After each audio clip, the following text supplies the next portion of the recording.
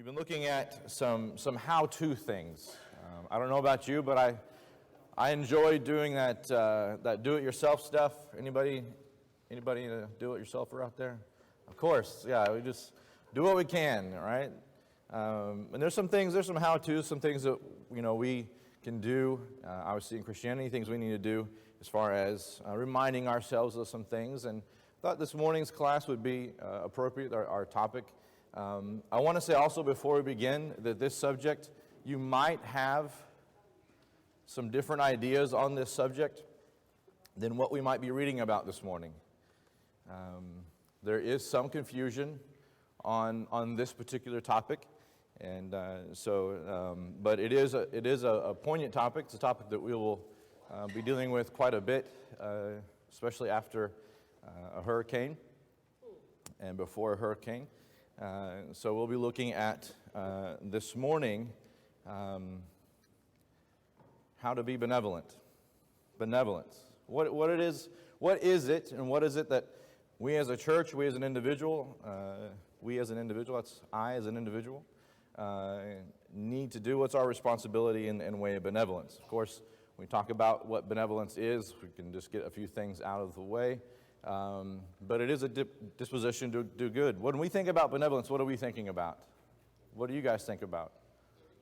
Giving? Feeding the hungry, right? Hashtag 5,000. So, right side, yeah. So helping people, doing what we can for those around us. So being benevolent. And so we'll be looking at what the Bible says about benevolence this morning, and it doesn't leave us without any information. So we look at benevolence. Let's look at a few passages maybe. What does the Bible say about benevolence? Matthew 25.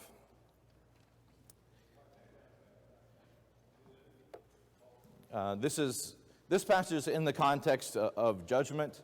And remember in this passage, Matthew chapter 25, Jesus is saying, when you saw me naked, you clothed me, and you fed me, and the people responded, when do we see you naked? When do we see you without clothing? And those kind of things. And the king will answer and said to them, truly I say to you, to the extent that you did it to one of these my brothers of mine, even to the least of them, you did it to me. And this is a famous passage looking at benevolence and how we need to feed and do as much as we can in the area of benevolence. But what is a key part of this Bible passage? Yes, sir. Brothers of mine. We're going to be looking at some things that the Bible talks about, what a congregational. We're going to be looking at it in two different ways. There's what we as a congregation, what is our responsibility as a congregation, and then what is my individual responsibility in view of benevolence. And so we'll be looking at those kind of things. So just remember that this brothers of mine kind of concept that sometimes gets overlooked in the area of benevolence. So continuing on, Mark 9. For whoever gives you a cup of water to drink because of your name as followers of Christ, truly I say to you, he will not lose his reward. Acts chapter 2. What do we see in Acts chapter 2 in the beginning of the church? What were they doing? They were taking care of each other. They didn't set up a compound and not, have this, live in a commune necessarily, right? But they were taking care of each other, right? This wasn't a Branch Davidian thing. This was a congregation taking care of one another.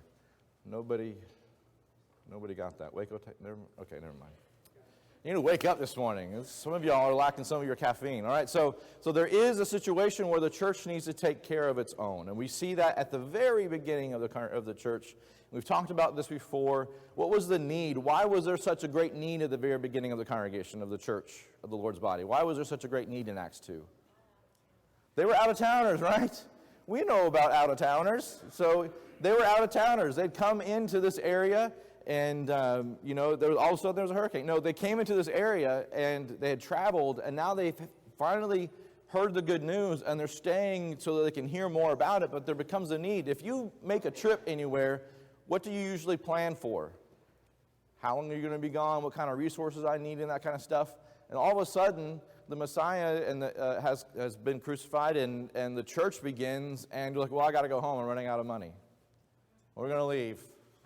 No, of course you're going to stay as much as you can, right? And so that becomes a need there in the early church. And so it becomes a part of what the church does for the church. Again in Acts 4, and the congregation of those who believed were of one heart and soul. Not one of them claimed that anything belonging to him was his own. How do we view our stuff? It's mine, right? There's a key word, our, possessive. So we view our stuff, and we look online at other stuff that we wouldn't mind being our stuff as well, and we look at stuff, right? How should we view our stuff? It's God's stuff, right? God has blessed me with a home. God has blessed me with means to help and to do things for other people. I should view my stuff in a way that I can help others with my stuff. God's blessed me. I want to use it to His glory. We're foreshadowing here where our lesson's going, but God has blessed me. I want to use it to His glory. But my stuff might get messed up.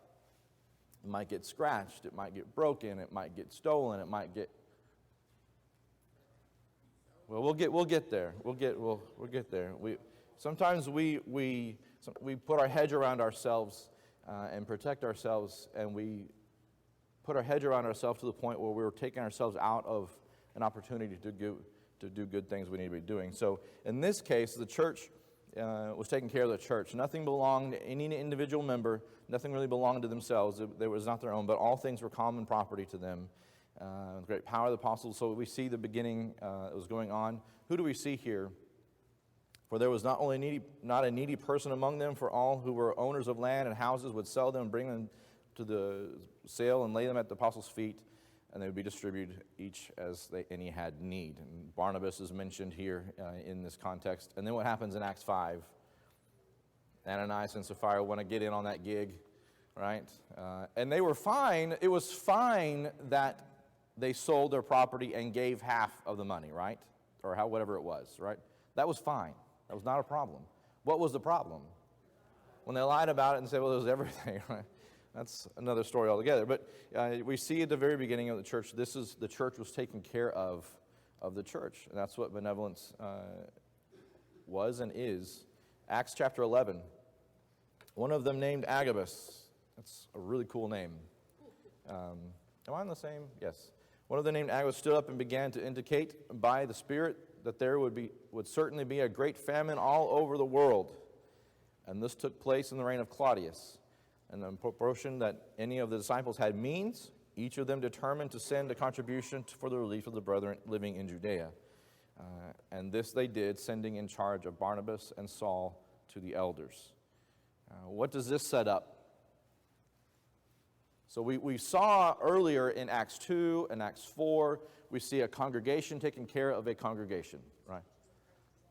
This is Churches of Christ Disaster Relief. This is their motto, right? No, can a congregation help another congregation?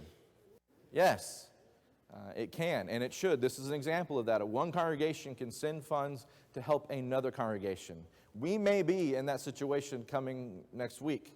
We have congregations that are in the path of a Cat 5 hurricane, right? We may be in a situation where we're doing that. We've done it before, and we may be doing a situation where we're doing it again. So this is what this is talking about. So when we look at benevolence, there is a local congregation taking care of the local congregation and doing what they can. And we'll talk about some other details in connection with that. But it's also a situation where a congregation can send funds to help another congregation, and in this case because of a famine, because of a hurricane. It could be for whatever reason has come upon them. That can be the case as well. So we see that here. And we have other passages that talk about this very incident as well. Romans chapter 15. For Macedonia and Achaia have been pleased to make a contribution for the poor among the saints in Jerusalem. Yes, they were pleased to do so, and they are indebted to them. So this is a poor among whom? The saints in Jerusalem. We're talking about a specific group of people, right? And so He says, "For if the Gentiles have shared in their spiritual things, they are indebted to minister them also in material things." And again, we see that kind of dichotomy between spiritual and material. Material is not our focus, right? And it's not something that we are wanting to gather up and store up for ourselves. There was a certain parable about a rich man who said he tore down his barns and built bigger barns and, eat, drink, and be merry, right? So what happened to him? Thou fool, right? So in that he kind of died. That's a certain. We need to make sure that we're keeping things in perspective that way as well. In 2 Corinthians, did I skip one? No, 1 Corinthians rather. I'm sorry. 1 Corinthians. Now concerning the collection for the saints, as I declared to the churches in Galatia, so do you also on the first day of the week. Have you read this before, anybody? All right. So we might have read this once or twice.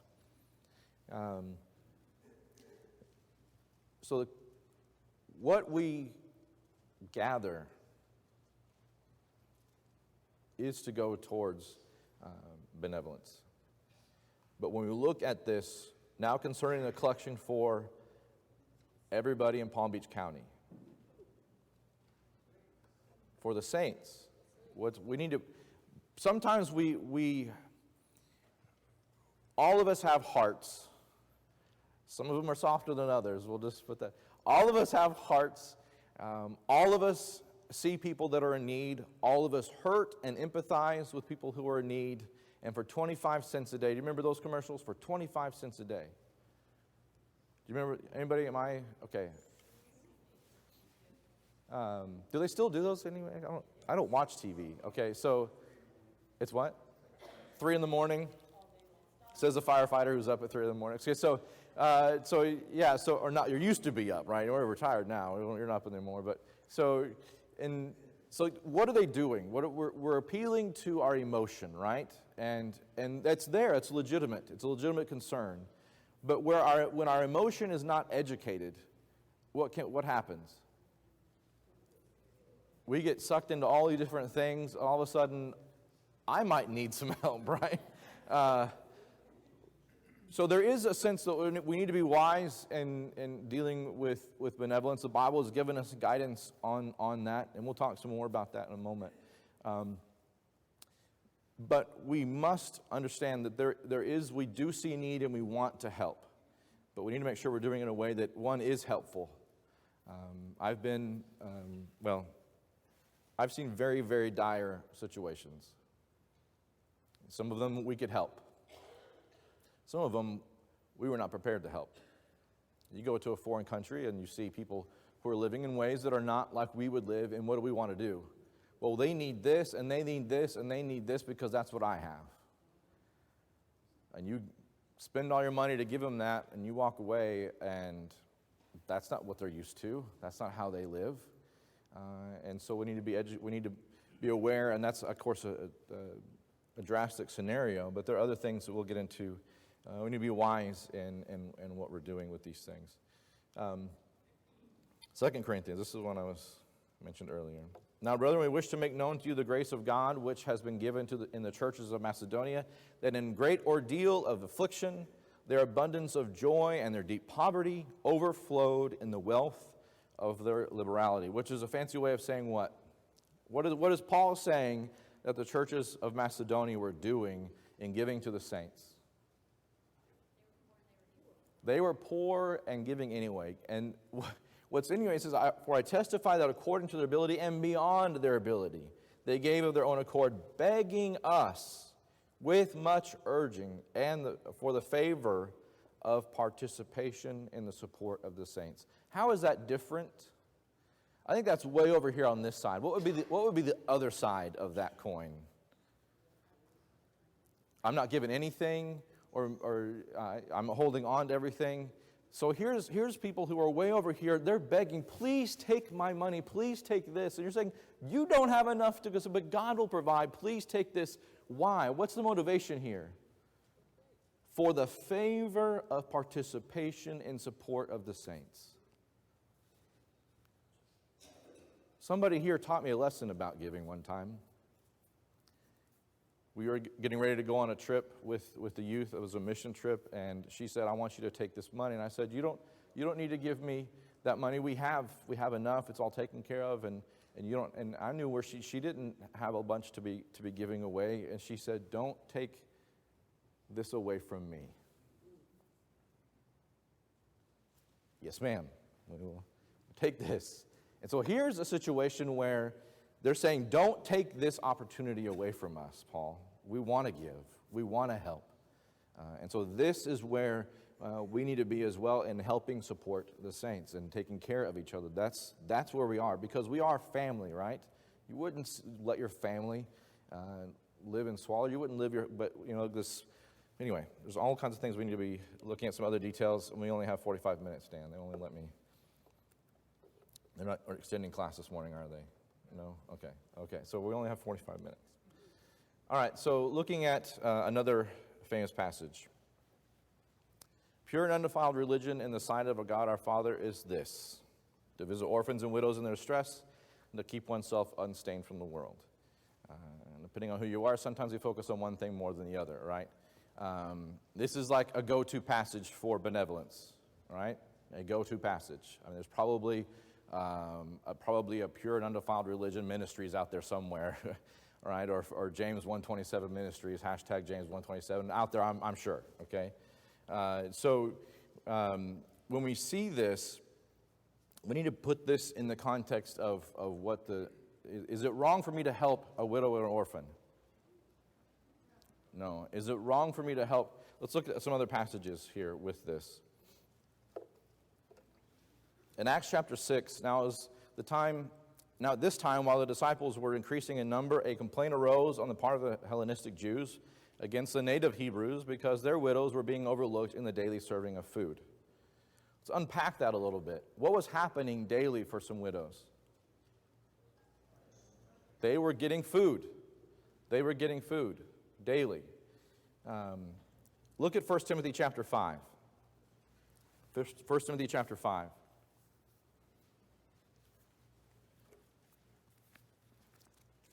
What advice was Paul giving concerning widows to young Timothy?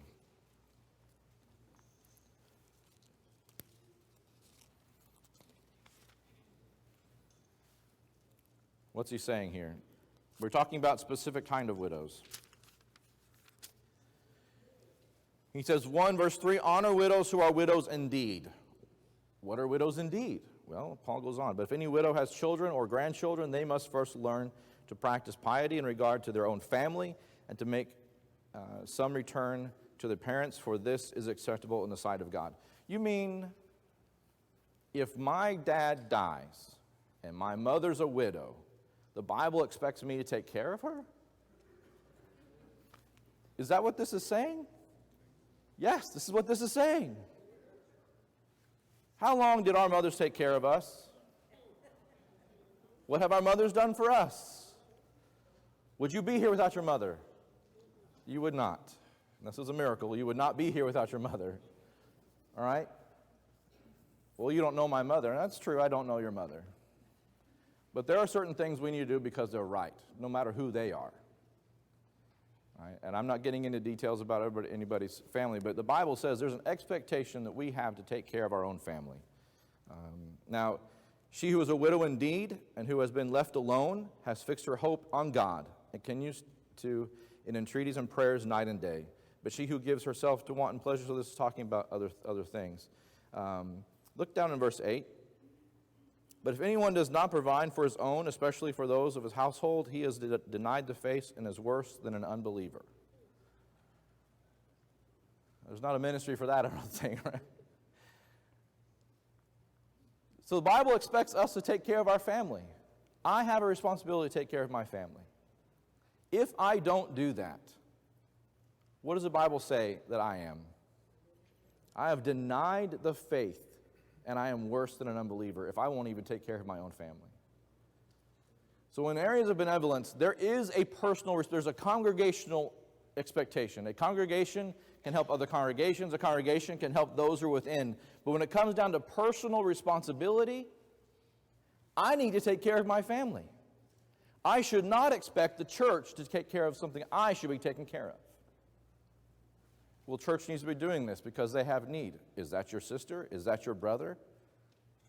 Is that your mom? Is that your dad?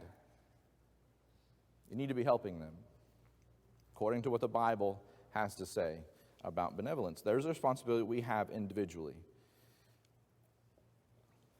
In Hebrews chapter 13,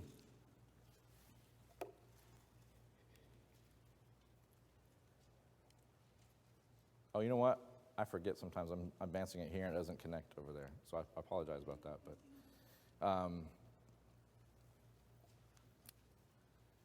I think I put a slide in here that's not in there. Yep, I did. Okay. All right, so Hebrews chapter 13, verses 2 and 3.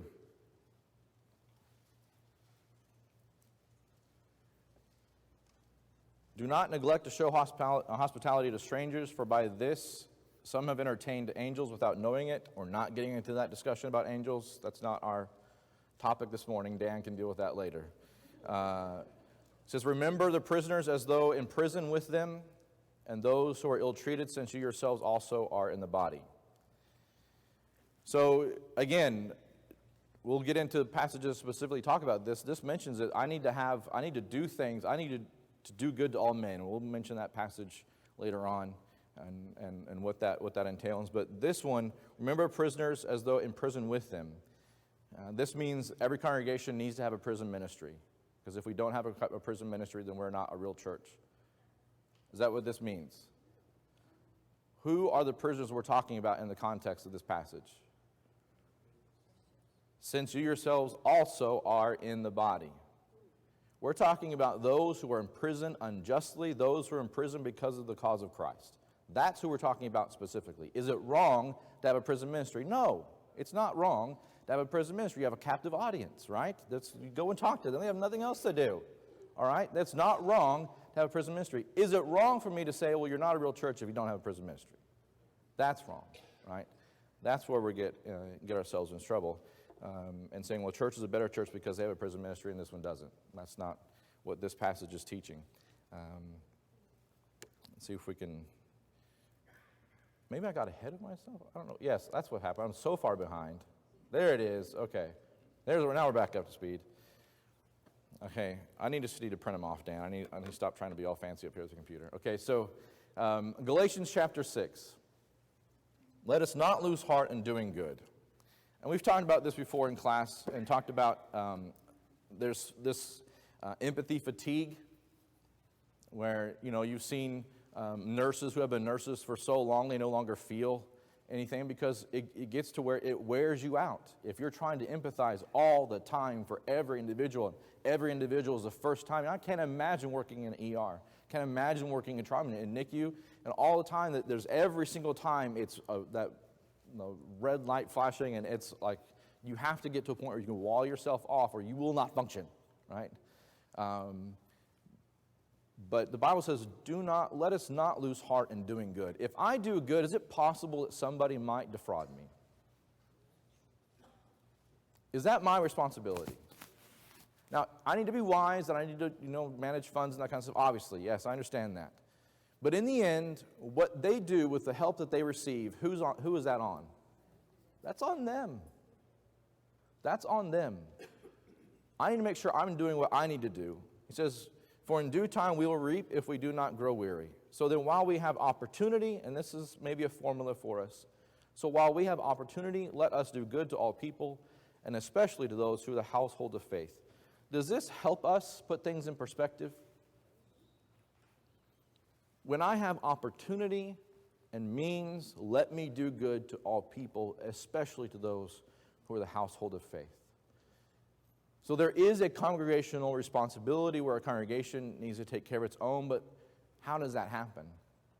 I need to make sure I'm doing my part and doing good and being benevolent and making sure we're doing. Let's look at 1 John 3.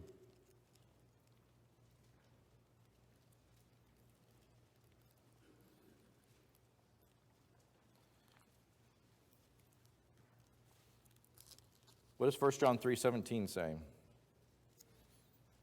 But whoever has this world's goods and sees his brother in need closes his heart against him, how does the love of God abide in him? Do I have a responsibility to my brother? Yes, I do. The Bible says I do. If I know somebody has a need and I have an opportunity and I have means to help them, I need to help them. That's what I need to be doing. In James chapter 2, this is maybe, James is kind of rough, right? If James was your substitute teacher, he would not be the nice substitute teacher, I don't think. James chapter 2, beginning of verse 15.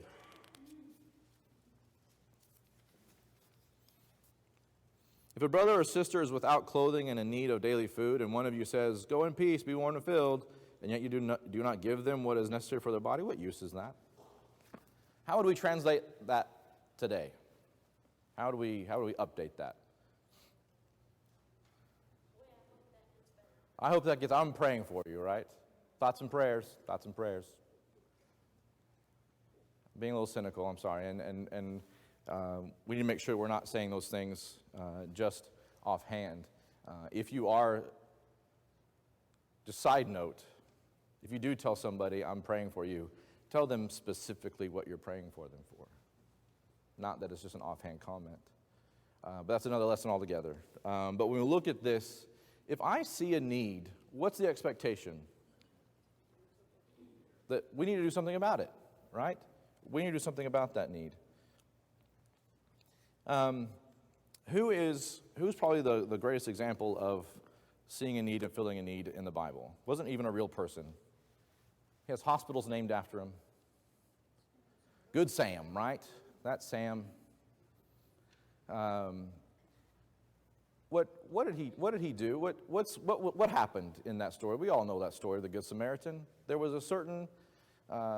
a priest and a Levite, and there's a guy that fell among thieves on that section of road that was famous for being a dangerous part of the road, and he fell among thieves, and the priest and Levite did nothing. They walked across the other side of the road, and the Good Samaritan did what? He saw the guy, and he says, "You know what? I need to call Feeding 5,000 Ministries. I bet they would do great. Or you know what?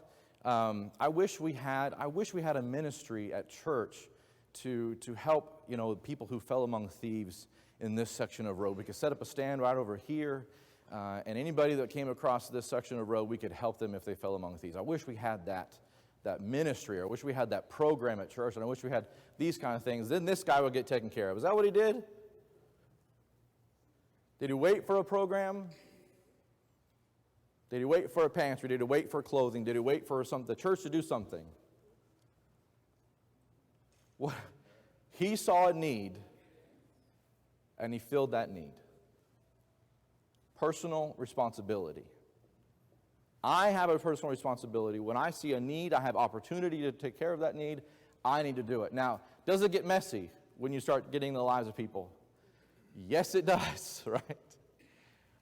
I might lose sleep over it. This congregation I used to worship with, the deacon told me some stories about benevolence there. There's one guy he went and took some groceries to. One family called and they needed some groceries, so he took him some groceries. He was met at the door by a very capable father figure and gave him some groceries, and he said, "Are you looking for some work?" And he said, "No, I'm not really looking for work right now." So he turned to his wife, who was standing behind him, and said, "Ma'am, these groceries are for you and your children." He kind of looked at him and said, "When you're going to start working, we'll bring some groceries for you too." He went back and visited him. Guess what? Guy was looking for work. He said, "That's great. Here's my card if you need help. If you need anything, here's how we can help you." Gave him some more groceries. It's going to get messy. We got to say some things that people don't want to hear sometimes, right? He told the story of another guy that he went and visited his family, called, and her husband was spending all their money on drugs. And she was just in dire need. They have a small daughter. And he would go visit. He and his wife would visit. And they would visit, and every time they'd visit, he'd go in and he'd bang on the door because this guy would go hide in his room from these Christians coming over. And he'd go bang on the door and say, I know you're in there, come out and sit with us, let's talk.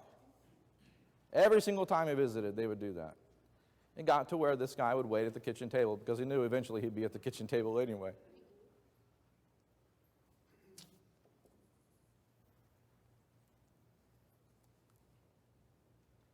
Sorry.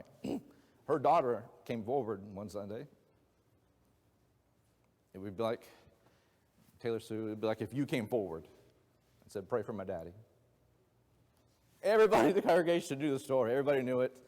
Everybody knew what was going on. There was not a dry eye in the congregation. Do you know he's a deacon in the church now?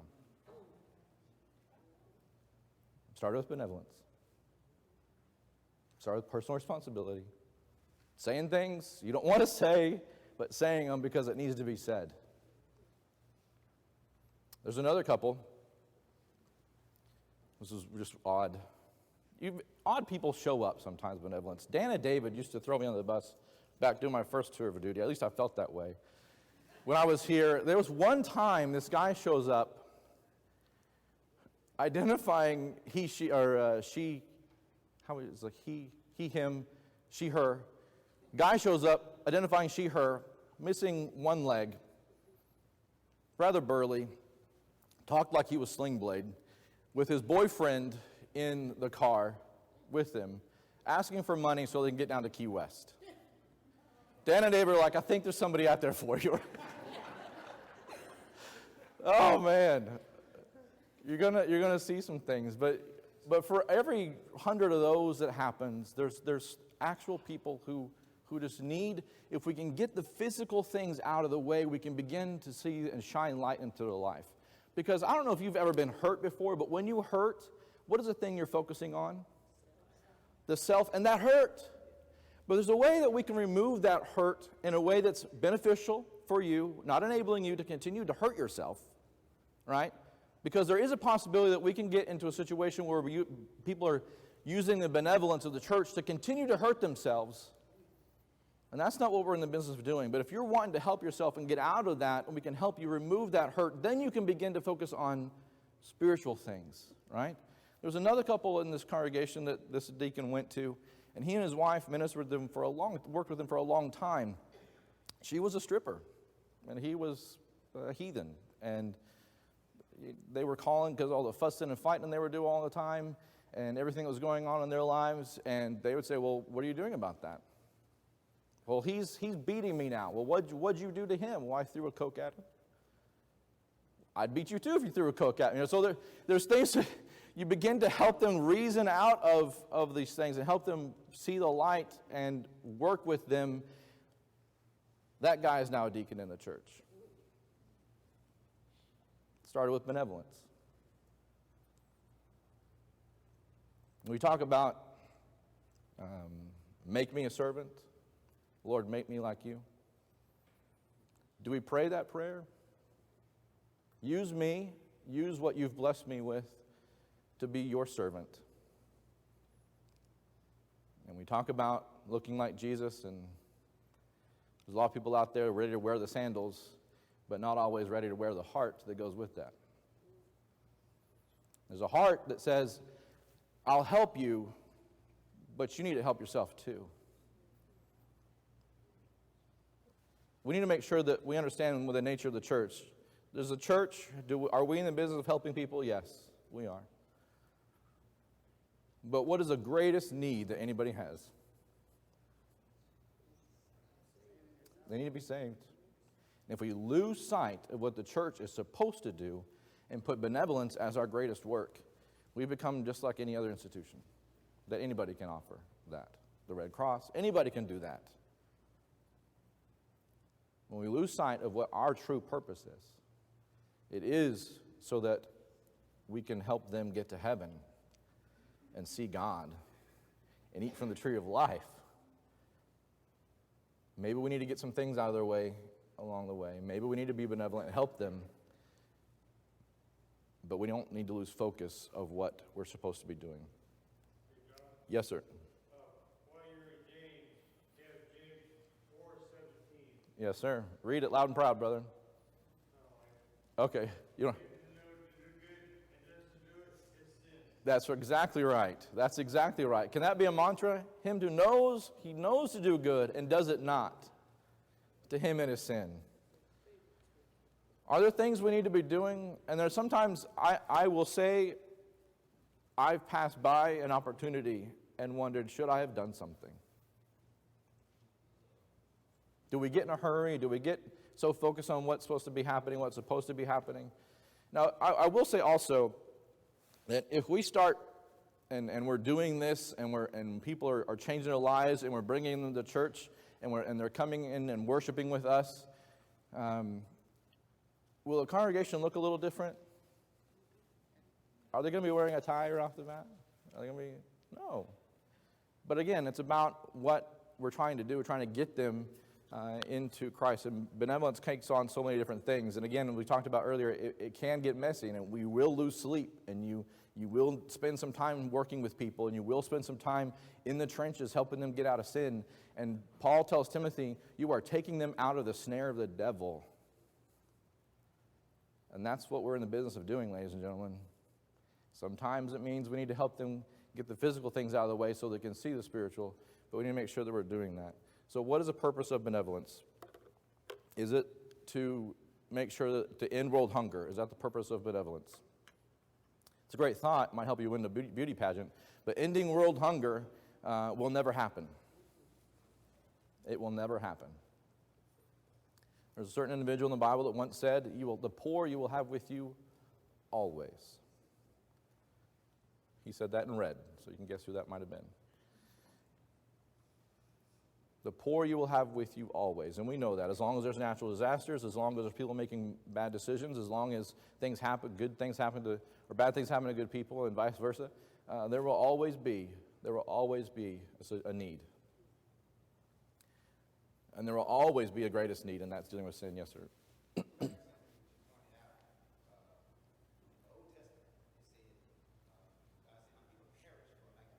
Yes, sir.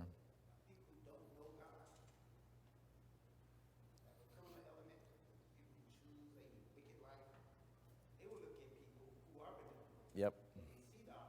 Mm-hmm. Yep. That is very real, yeah.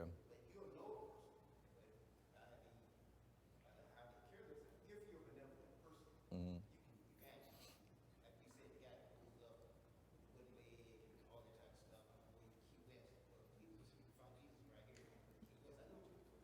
Yeah, yeah.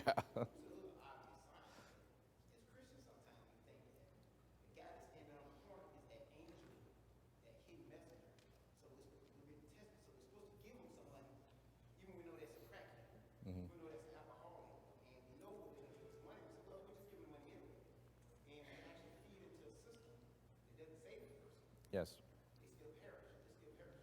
Yes, and that's a very good point. I don't know if you heard that. We need to make sure we're not feeding into the system. There are people taking advantage of benevolence. There are people who are out there doing that specifically, and we'll do it always, and will not change. You have to be honest with yourself about that. But does that necessarily, I need to be wise in what I do. I need to still, I will get defrauded from time to time. Yes, sir. Jeff.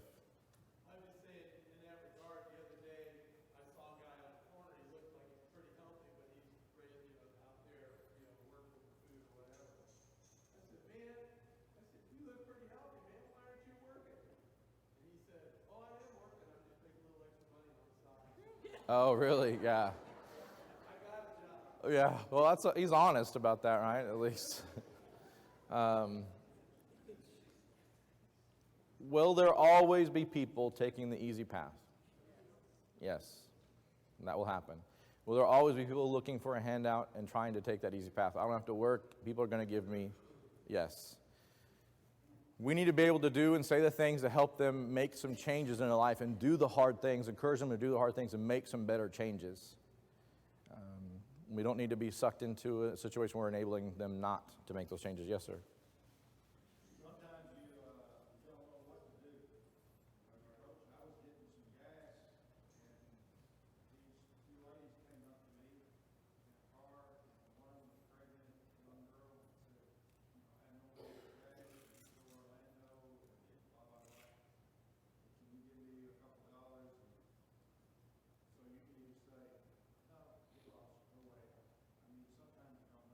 Yep. But I gave him gas, Yes. and the girl came and hugged me and said, God bless you, God bless you. But sometimes you just gotta let the Lord take care of it, and you give a guy $1, and he goes and buys cigarettes with it. Yes, and that's where it comes down to the individual choice, right? I have an individual choice. I can buy the person gas. I know they're going to use that in their car, right? If I buy them gas or if I buy them food, I know they're going to use that for their stomach or for their tank. So we can be wise, like you're saying, in using those things. And sometimes, we might get defrauded.